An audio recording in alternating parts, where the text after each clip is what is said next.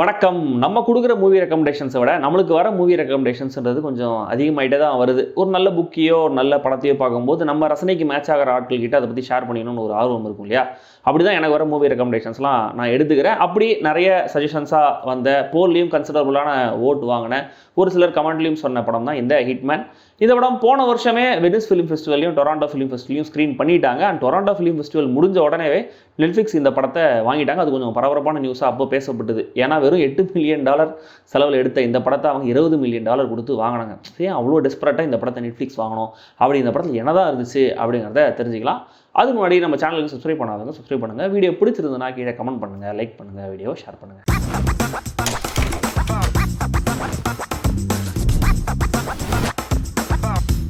Hitman carry Johnson காலேஜில் ப்ரொஃபஸராக இருக்கார். ஆனால் பார்ட் டைமாக அண்டர் கவரில் போலீஸுக்கு இந்த டெக்னிக்கல் சப்போர்ட் மாதிரி உதவிகள்லாம் பண்ணுறாரு. இந்த அயன் படத்தில் வேனில் உட்காந்து ஒட்டு கேட்பாங்க இல்லையா, அந்த மாதிரியான வேலைகள்லாம் பண்ணுறாரு. ஸ்டிங் ஆப்ரேஷன்லாம் போலீஸ் பண்ணுவாங்க. அதில் ஒரு டெக்னிக்கல் சப்போர்ட்டாக உட்காந்து ஒட்டு கேட்டு அந்த விஷயங்கள்லாம் அவங்களுக்கு போலீஸுக்கு எடுத்து கொடுப்பாரு. ஒரு நாள் இந்த மாதிரியான ஒரு ஸ்டிங் ஆப்ரேஷன் அப்போ களத்தில் ஃபேக் ஹிட்மேனாக போய் வேலை செய்ய வேண்டிய ஆளை போலீஸ் சஸ்பெண்ட் பண்ணிடுறாங்க. அந்த போலீஸ் வந்து சரியில்லைன்ற மாதிரி லாஸ்ட் மினிட்ல சஸ்பெண்ட் பண்ணிடுறாங்க. ஸோ கேரி நீ தான் போனோம் அப்படின்ட்டு கேரி அனுப்புகிறாங்க. கேரி முதல்ல கொஞ்சம் தயங்கி உள்ளே போனாலும் ஃபர்ஸ்ட் அசைன்மெண்ட்லேயே அவர் கன்வின்சிங்காக ஒரு ஃபேக் ஹிட்மேனாக நடித்து அந்த சஸ்பெக்டை எல்லா விஷயத்தையும் கக்க வச்சு அதில் ரெக்கார்ட் பண்ணி அந்த சஸ்பெக்டை போலீஸ் அரெஸ்ட் பண்ணிடுறாங்க.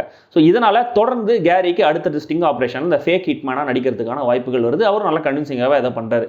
வேலை போச்சுலேயே ஒரு போலீஸ் அவருக்கு கேரி மேலே லைட்டாக ஒரு சின்ன காண்டு இருக்குது. ஒரு நாள் கேரி தன்னுடைய இந்த ஸ்டிங் ஆப்ரேஷன் அசைன்மெண்ட்டில் மேடிசன் அப்படிங்கிற ஒரு பொண்ணை மீட் பண்ணுறாரு. தன்னுடைய ப்ரொஃபஷனல் எத்திக்ஸையும் மீறி பார்த்த உடனே அந்த பொண்ணை லவ் பண்ண ஆரம்பிச்சாரு. ஸோ இதுக்கப்புறம் என்ன ஆச்சு, இதனால் அவருடைய வேலையில் வந்த பிரச்சனைகள் என்னென்ன, மேடிசன் எதுக்காக ஒரு ஹிட்மேனை கான்டாக்ட் பண்ணோம், அவங்க யாரை கொலை பண்ணணும்னு நினைச்சாங்க, இந்த போலீஸ் கண்டுபிடிச்ச போலீஸ் ஒருத்தர் இருக்கார் இல்லையா, அவரால் கேரிக்கு என்ன பிரச்சனைகள் வந்துச்சு, இதெல்லாத்தையும் நல்ல இன்ட்ரெஸ்டிங்கான ட்விஸ்ட் அண்ட் டர்ன்ஸோட கலந்து சொல்லி நம்மளை என்டர்டெயின் பண்ணியிருக்கிற படம் தான் இந்த ஹிட்மேன்.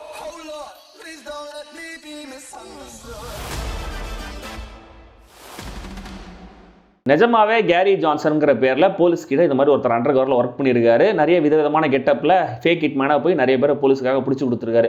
அவரை பற்றி பத்திரிகையில் வந்து ஒரு ஆர்டிகல் அடிப்படையாக வச்சு தான் இந்த படத்துடைய திரைக்கதை எழுதியிருக்காங்க. படத்துடைய ஹீரோ கிளென் பாவலும் இயக்குனர் ரிச்சர்ட் லிங்க்லேட்டரும் நிஜமாக நடந்த சம்பவங்களோட சேர்த்து இவங்க கற்பனையும் இவங்க கலந்துருக்காங்க இல்லையா, அதனால செம்ம சுவாரஸ்யமான ஒரு படம் நம்மளுக்கு கிடைச்சிருக்கு. தைரியமான ஆளா, தப்பு செய்ய தயங்குற ஆளா, சில சிச்சுவேஷனில் தன்னுடைய உண்மையான முகத்தை வெளிக்காட்ட முடியாமல் மாட்டிக்கிட்டு முழிக்கும் போதுன்னு ரைட்டர் அண்ட் ஹீரோ கிளென் பாவல் தன்னுடைய நடிப்பு திறனை காட்டுறதுக்காகவே இந்த கேரக்டர் செதுக்கி எழுதியிருப்பாரு போல இருக்கு.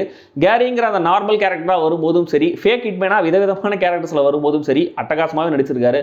முக்கியமா ஒரு சீன்ல அமெரிக்கன் சைக்கோ கிறிஸ்டியன் பெல் கேரக்டராகவே வருவார் பாருங்க, செம்ம ஸ்பாட்டானா இருந்தது. ஃபீமேல் லீடா ஆட்ரியா அர்கோனா நம்ம தலைவர்கள் லிஸ்ட்ல இடம் பெற வேண்டிய எல்லா பாக்ஸஸையும் டிக் பண்றாங்க. முதலா ஹீரோவை அவங்க மீட் பண்ற சீன், கொஞ்சம் கொஞ்சமா அவரோட க்ளோஸ் ஆகிற விதம், உண்மையை தெரிஞ்சதுக்கு அப்புறம் அவங்க ரியாக்ட் பண்ற விதம், அண்ட் கடைசியில டுவர்ட்ஸ் கிளைமேக்ஸ் அவங்க முகத்தில் தெரியுற அந்த சின்ன ரெக்ரெட் கில்ட்னு ஒரு சிறப்பான பெர்ஃபார்மன்ஸ். இந்த காண்டு பிடிச்ச போலீஸா வர ஆஸ்டின் அமேலியோ கேரக்டர் டிபிக்கலா எழுதப்பட்டிருந்தாலுமே கூட அவர் நல்லாவே நடிச்சிருக்காரு. படம் ஆரம்பமானதுமே வர அந்த முதல் சவுண்ட் ட்ராக்லயே இந்த படம் எந்த மாதிரியான மூட்ல இருக்க போகுதுங்கிறத கரெக்டா செட் பண்றாரு இயக்குனர் ரிச்சர்ட் லிங்க்லேட்டர். அண்ட் படம் வந்து ஹீரோட வாய்ஸ் ஓவர் தென் ஆக்சுவல் கான்வர்சேஷன்ன்ற மாதிரி மாறி தான் போகுது.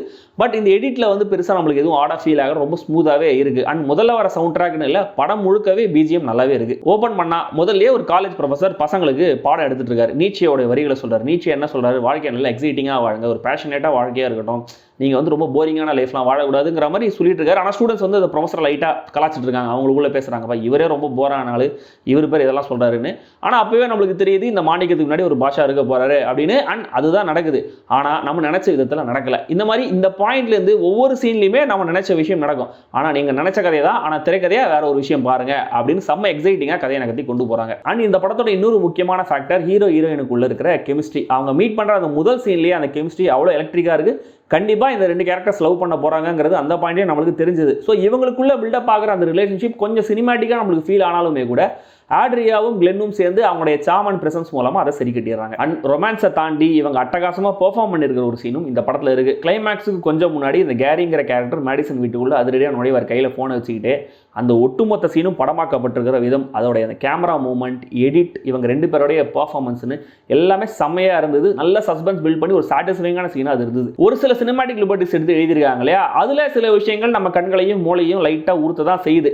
ஏன்னா முதல்ல ஹீரோ நிறைய கெட்டப் போட்டு தான் சில இடங்கள்லாம் ஃபேக் ஹிட்மேனாக போறாரு. ஆனால் சில இடங்களில் நார்மலாக அதே மாதிரி அந்த காலேஜ் ப்ரொஃபஸர் மாதிரியே தான் போறாரு. ஸோ வேற எந்த கிரிமினலுக்குமே அந்த ஊரில் அவர் அடையாளம் தெரியவே இல்லையா, இல்லை மாட்டினவங்க வெளியில வந்து அவர் எதுவுமே பண்ணலையாங்கிறதுக்கான கன்வின்சிங்கான பதில் எதுவும் இந்த கதையில இல்லை. தென் ஹீரோயினோட ரிலேஷன்ஷிப் ஆரம்பிக்கும் போதே அவர் தன்னுடைய கொலீக்ஸ் கிட்ட அதை ஷேர் பண்ணியிருக்க முடியும். அதை ஏன் அவர் ஷேர் பண்ணலங்கிறதுக்கான கன்வின்சிங்கான பதில் படத்தில் இல்லை. பர்பஸ்ஃபுல்லாகவே இதை காம்ப்ளிகேட் பண்ணணும் அப்படின்னே அவர் கொஞ்சம் ஒளிவு மறைவா எல்லாத்தையும் பண்ற மாதிரி தான் நம்மளுக்கு தோணுது. அண்ட் ஹீரோ அவர் காலேஜில் எடுக்கிற பாடங்களை வச்சு இந்த கதையில் நடக்கிற சம்பவங்களை, கேரக்டர்ஸ் எடுக்கிற டிசிஷன்ஸை நம்ம புரிஞ்சுக்கிற மாதிரியான ஒரு லேயர்டு ரைட்டிங்காக தான் திரைக்கதை எழுதப்பட்டிருக்கு. அது நல்லா இருந்தாலுமே கூட இன்னும் கூட கொஞ்சம் சட்டிலாக இருந்திருக்கலாம். மொத்தத்தில் இந்த ஹிட்மேன் செம்ம சாட்டிஸ்ஃபைங்கான, என்கேஜிங்கான, என்டர்டெய்னிங்கான, எக்ஸைட்டிங்கான ஒரு படம். ஒரு பிளாக் காமெடி, ஒரு ரொமான்டிக் காமெடி, ஒரு black comedy thriller, romantic comedy த்ரில்லர்னு எப்படி வேணா சொல்லலாம். இந்த படத்தோட சில பிளாக் காமெடி எலிமெண்ட்ஸ் எல்லாம் பார்க்கும்போது நம்ம ஊரில் வந்து இந்த அந்தாதுன், மேரி கிறிஸ்மஸ் படங்கள்லாம் எடுத்த ஸ்ரீராம் ராகவனுடைய ரைட்டிங் மாதிரி இருந்துச்சு. பர்டிகுலரா அந்த கெட்ட போலீஸ் கேரக்டர் பேசுற ஒரு சீன் ஒன்று இருக்கு செகண்ட் ஹாஃப்ல. அதெல்லாம் பார்க்கும்போது ஸ்ரீராம் ராகவன் ரைட்டிங் மாதிரி இருந்தது. உங்களுக்கும் அப்படி ஃபீல் ஆச்சு அப்படின்னா அதை கமெண்ட்ல சொல்லுங்க. படம் நெட்ஃபிளிக்ஸ் ரிலீஸ் ஆயிருக்கு, தமிழ்லையும் டப் பண்ணி ரிலீஸ் பண்ணியிருக்காங்க. அவங்களே அடல்ட் சொல்லி ரேட்டிங் தான் கொடுத்துருக்காங்க, அதை மைண்ட்ல வச்சுக்கோங்க.